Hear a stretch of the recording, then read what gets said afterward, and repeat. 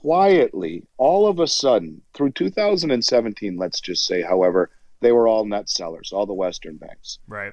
And then I noticed in 2018 when I started really hammering these speeches on central bank accumulation that out of nowhere the central banks in 2018 bought more gold than they did cumulatively the 60 years previously combined. In 2019, those numbers were up 90%. Out of nowhere, they're just massively accumulating it. This year, by the way, they're up close to 100%. But in 2019, April, after a year and a half of front running this declaration, the central banker's central bank in Basel, Switzerland, the Bank of International Settlements, quietly reclassified gold. Now, get this, as the only other tier one asset on the planet, the only other one, as a riskless asset.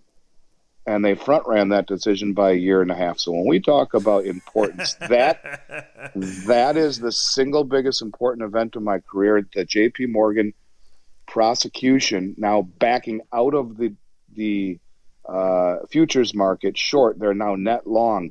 Those two events unequivocally being the most important events in my career, because what you have are the most sophisticated investors on the planet Right. signaling a change.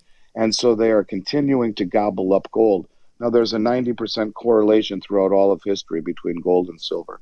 As one goes, so too will the other.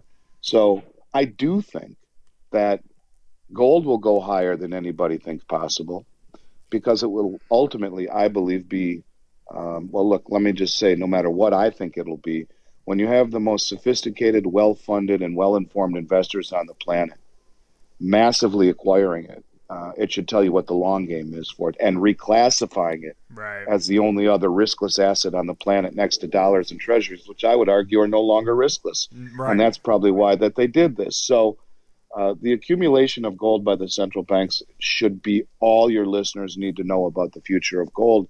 And because gold and silver, even though they don't follow each other penny for penny, they are tied at the hip and do exhibit a 90% correlation since the beginning of time.